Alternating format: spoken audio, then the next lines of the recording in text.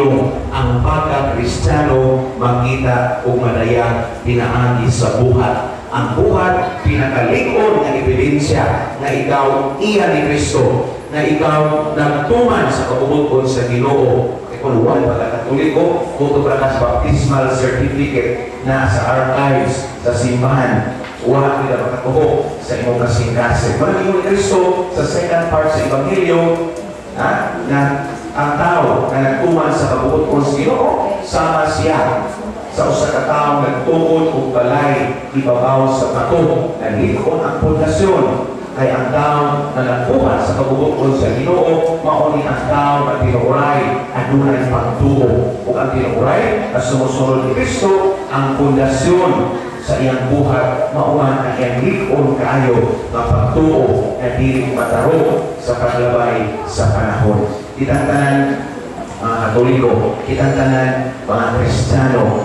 apan sa mga klase ka, sacramentalized but not evangelized, or sacramentalized and evangelized. Tinawag doon ako ang tumong sa atong kinabuhi. Dili ang kutog sa pulong o dili usab sa atong kinabuhi, sa atong pagpuyo, matawag kita na mga anak sa Diyos. Sa ngalan sa Mahal, sa Anak, sa Espiritu Santo. Amen.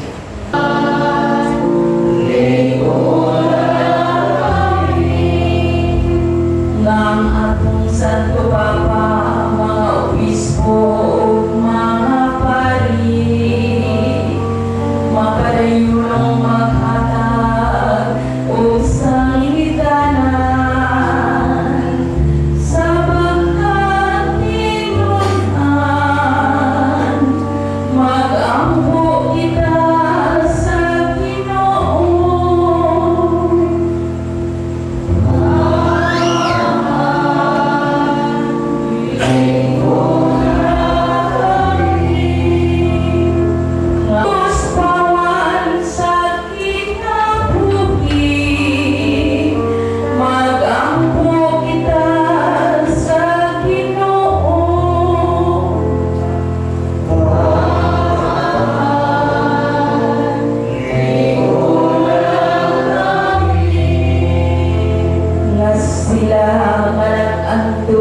Kasih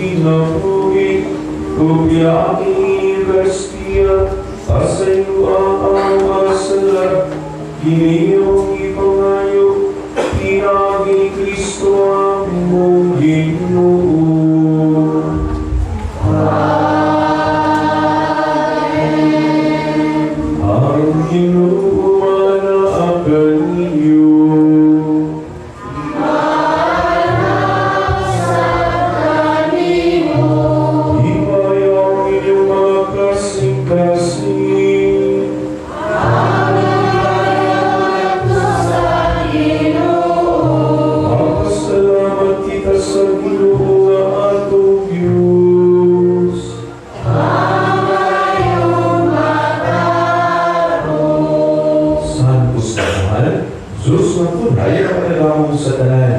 Ang ay matawang ngayon magpasalamat kami kanimo kanunay sa tanan gabi. Pinaagi ni Yesu Kristo ang among Ginoo. Kay siya tungod kay naluoy sa kasaypanan sa katawan, nagpakatapos sa pagpakataw, gikan ni Maria na Birhen.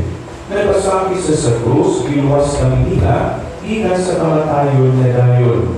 O sa upan, pasalamat kanimo, bibika sa minakan ni inihado sa eman tinunaan o niingon.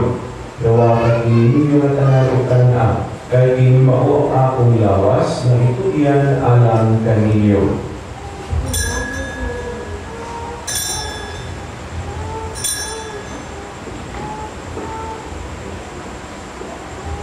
Sa samang paagi tapos ang kanihapon, ikuha siya sa kalis. Ipasalamat kanimo para ko sa ginatag-iingan ko sa iyong mga tinunan o ingon. Nawatan kayo